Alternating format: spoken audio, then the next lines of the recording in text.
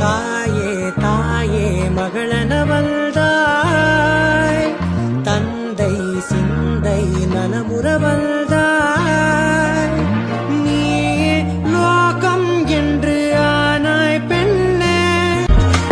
பொருள் இல்லையே, சிறு பொண்ணும் இல்லையே, பணம் காசிலே இந்த பாசம் இல்லையே.